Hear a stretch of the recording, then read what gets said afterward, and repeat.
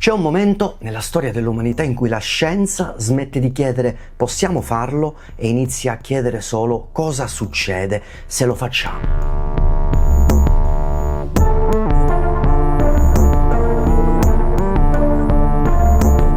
Mosca 1926, l'Unione Sovietica ha meno di 10 anni ed è un paese ossessionato da un'idea: dimostrare che Dio non esiste, che l'uomo non è stato creato, che Darwin aveva ragione e la Chiesa torto, e per dimostrarlo sono disposti a tutto.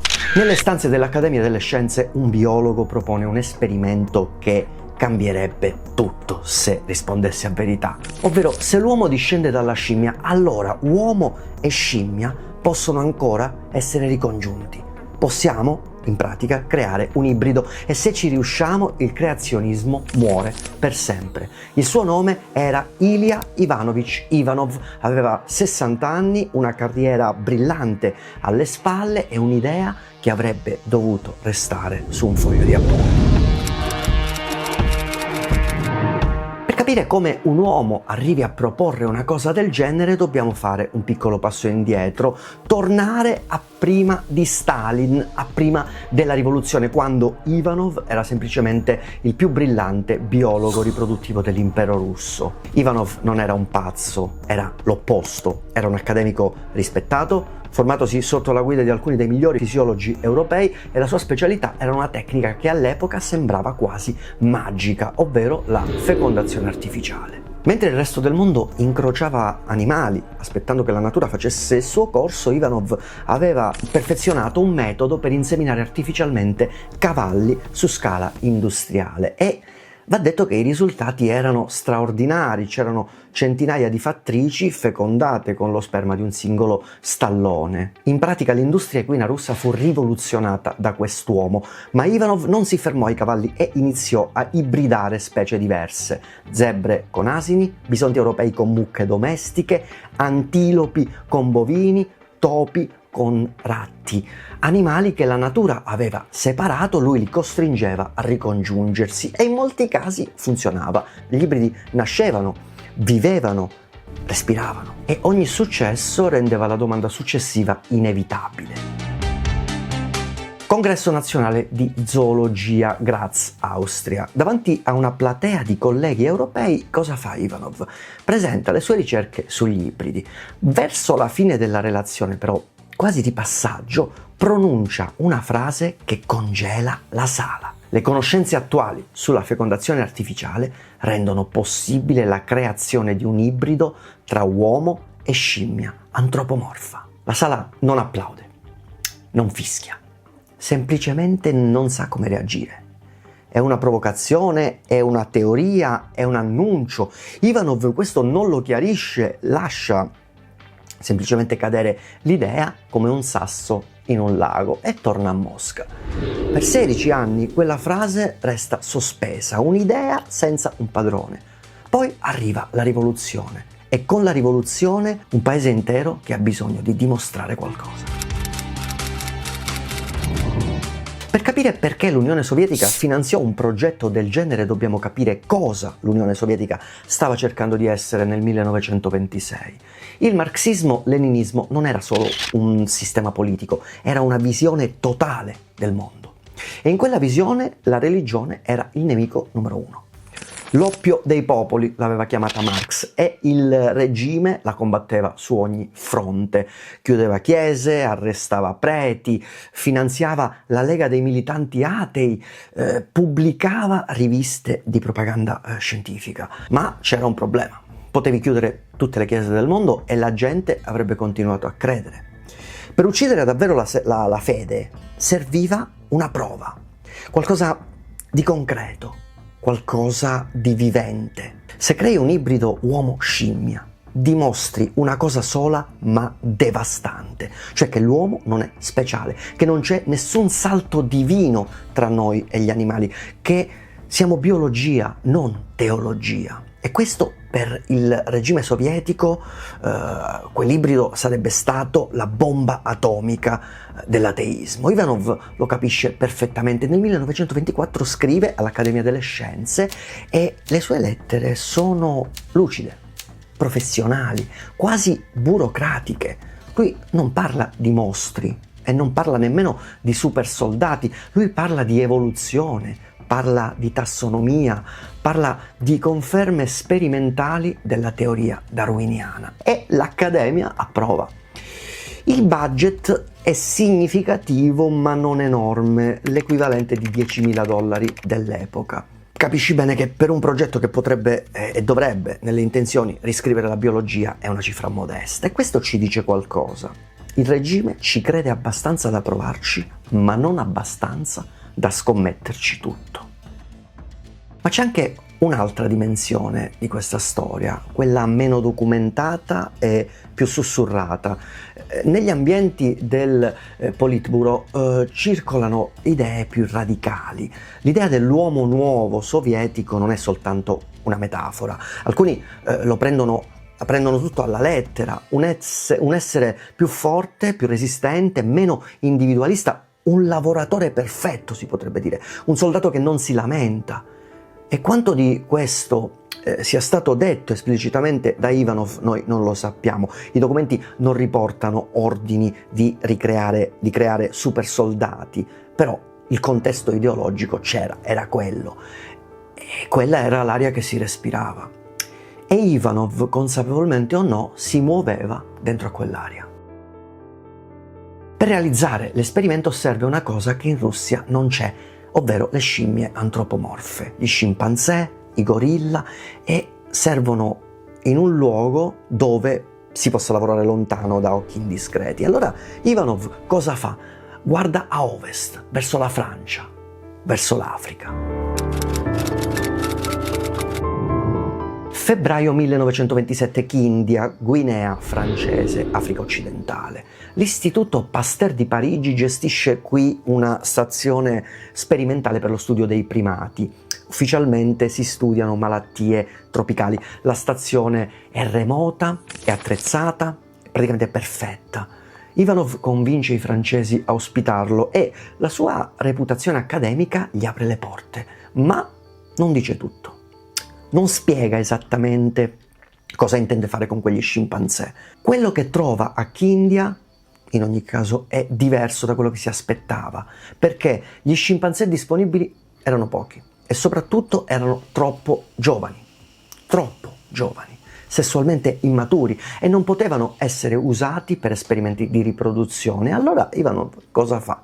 È costretto ad aspettare settimane, mesi, e l'impazienza cresce. Il tempo che il regime gli ha concesso non è infinito. Finalmente, tra febbraio e giugno del 1927, Ivanov riesce a tentare 3 inseminazioni artificiali, 3 femmine di scimpanzé. Sperma umano, procedura clinica, controllata, documentata nei suoi appunti di laboratorio. Aspetta, ma niente. Nessuna gravidanza, nessun embrione, nessun ibrido. 3 tentativi, 3 fallimenti. Ed è a questo punto che la storia prende la sua piega più oscura. Infatti, nei suoi appunti e nelle sue lettere, Ivanov menziona la possibilità di tentare l'esperimento inverso, quindi non più lo sperma umano nelle scimmie femmine, ma spermatozoi scimmia in donne umane. E qui emerge, come puoi capire bene, il dettaglio più inquietante, perché Ivanov valuta di farlo senza il consenso delle donne, cioè utilizzando pazienti di un ospedale locale, quindi donne africane sotto dominio coloniale, che non avrebbero avuto voce per rifiutare. E questa è un'idea documentata, lui la pianificò, la mise su carta, ma non la realizzò. Il governatore coloniale francese, quando venne a conoscenza della natura reale degli esperimenti di Ivanov, intervenne ovviamente. La collaborazione fu interrotta, a Ivanov fu chiesto di andarsene. E allora l'Africa era finita. Mesi di viaggio, migliaia di chilometri, 3 tentativi falliti e un piano che, se fosse stato eseguito, sarebbe stato in tutto e per tutto un crimine contro l'umanità. Sukhumi, costa del Mar Nero, Georgia sovietica. Qui sorge il centro di primatologia più importante dell'URSS. Qui vivono oranghi e scimpanzé importati dall'Africa ed è proprio qui che Ivanov ha una seconda possibilità, però questa volta utilizza un approccio diverso. Niente più spedizioni coloniali, niente più ambiguità sul consenso. Ivanov cerca volontarie e ne trova almeno una. Nei documenti sopravvissuti, infatti, c'è una lettera. La scrive una donna, identificata solo con un iniziale, G, ed è una lettera straordinaria. G si offre volontaria per l'esperimento e il suo tono è una miscela difficile da decifrare. C'è idealismo scientifico, fede nel progresso, ma anche qualcosa di più personale, una sorta di solitudine, una vita che cerca un significato nell'estremo. L'esperimento stavolta prevede l'inseminazione di donne volontarie con sperma di orangutan. Ivanov prepara i protocolli, studia i cicli, organizza i controlli medici e poi la natura interviene di nuovo. L'orangutan maschio, selezionato per l'esperimento, quindi l'ultimo disponibile a Sukhumi, muore. E muore per cause naturali, nessun complotto, nessun sabotaggio.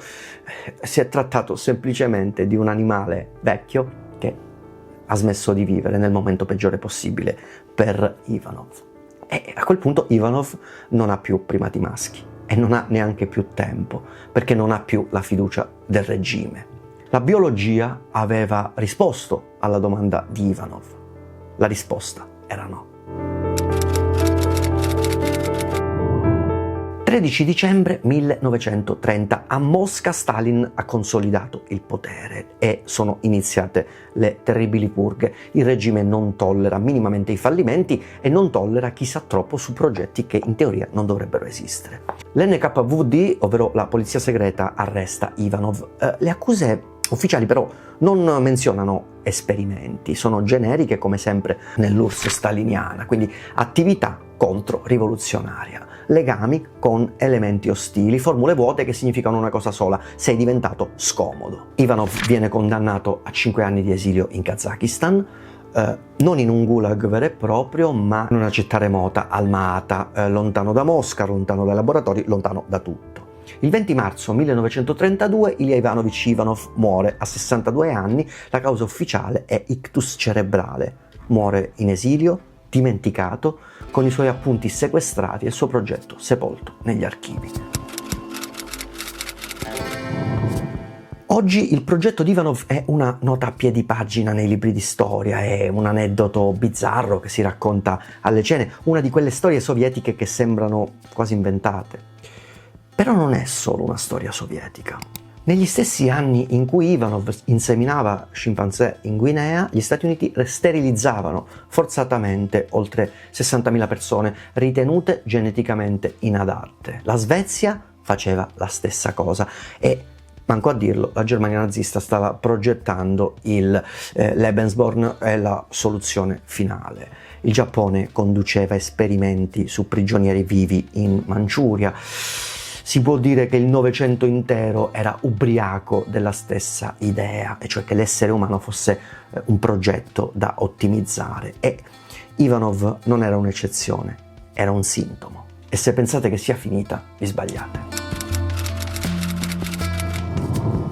Nel 2021 un team di ricercatori sino-americano guidato da Juan Carlos Belmonte ha creato in laboratorio i primi embrioni chimerici uomo-scimmia, cellule umane iniettate in embrioni di macaco. Gli embrioni devi sapere che sono sopravvissuti 20 giorni prima di essere distrutti e l'esperimento è stato pubblicato su Cell, una delle riviste scientifiche più prestigiose del mondo. Questo vuol dire che la domanda di Ivanov non è morta con lui in Kazakistan, ha aspettato solo che la tecnologia la raggiungesse. Probabilmente il mostro di questa storia non è l'ibrido che non nacque mai, non è Ivanov, non è Stalin.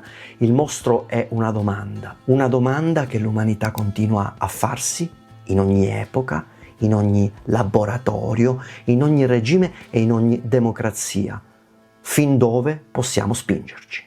La risposta finora è stata sempre la stessa: più in là.